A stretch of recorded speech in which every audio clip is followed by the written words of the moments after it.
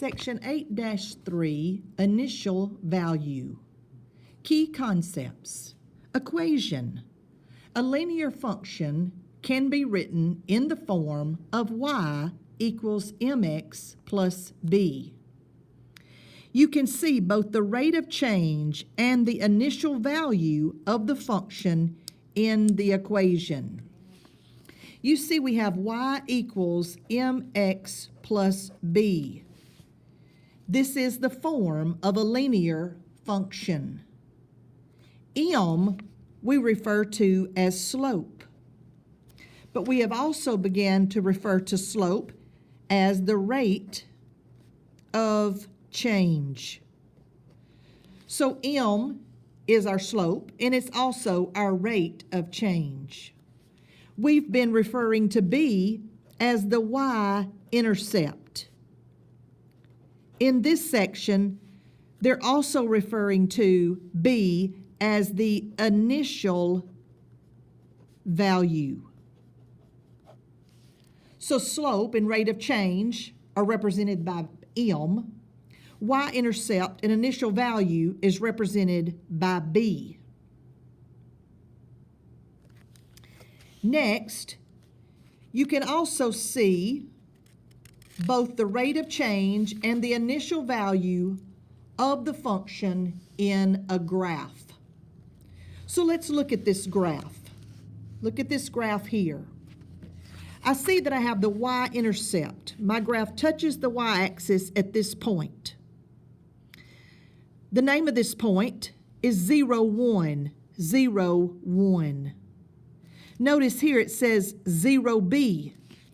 0b is always the y-intercept. For a point that's lying on the y-axis, the x value is 0. Whatever the y value is, that is your b. That is where the graph touches the y-axis. So in my case, my b is 1, 0, 1. Therefore, if I was writing an equation of this line for y equals mx plus b, I need to know my slope and I need to know b. Well, where does my graph touch the y-axis? At 1. That is your b. Your b is the y value or the y coordinate of the point. The y-intercept of a line is equal to the initial value of the function. So this is the initial value of the function. It is at 1. What is my rise? What is my run to go to the next point? If I was to rise, I would rise 1, 2. If I was to run, I would run 1, 2, 3. So my rise is 2, my run is 3. Remember, slope is described as rise over run. So I had to rise 2, I had to run 3. So the equation of this line is y equals to 2/3 x plus 1. The slope of a line is m. It's also the rate of change of the function.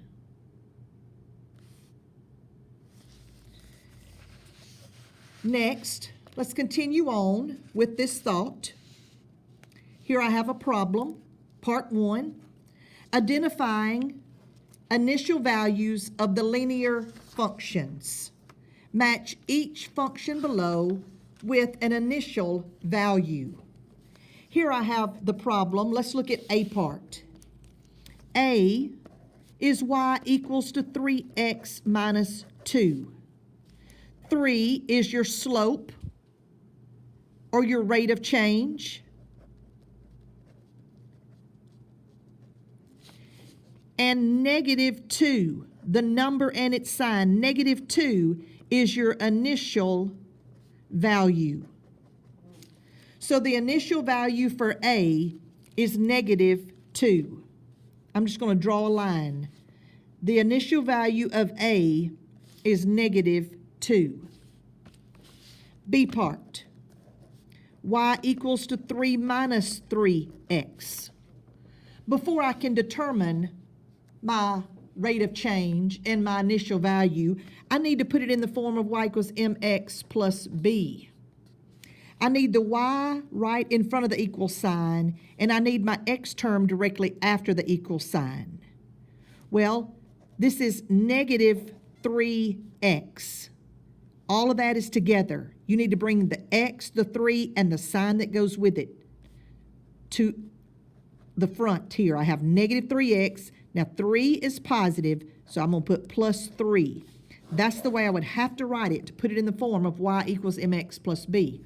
Bring the x, bring the 3, and the sign that's with it. Carry what we call the constant. A constant is a number that does not contain a variable. 3 is positive, so bring positive 3 to the back. So your rate of change, or your slope, is negative 3, and your initial value is positive 3 for B. Your initial value is positive 3 for B. So for B, I'm going to draw a line all the way to positive 3. Okay? Now let's look at C. C, I have y equals to 2x plus 3. It is in the form of y equals mx plus b. So 2 is your rate of change, and 3 would be your initial value. 3 is your initial value. So C had the same initial value as B. C and B have the same initial value as positive 3. And then D. D, I have y equals to negative 3x plus 2. Y equals negative 3x plus 2. It is in the form of y equals mx plus b. You can see that. The y is in front of the equal sign. The x term's directly after the equal sign. So negative 3 is your rate of change, and positive 2 is your initial value. So for D, my initial value would be 2. So for D, I'm going to draw my arrow to positive 2. So your rate of change for D was 2. Your rate of change for C was 3. No, I'm sorry, I'm saying that wrong. Your rate of change is negative 3 for D. Your initial value is positive 2. Your rate of change for C is 2. Your initial value is 3. For B, your rate of change is negative 3. Your initial value is positive 3. And then for A, your rate of change is 3, and your initial value is negative 2.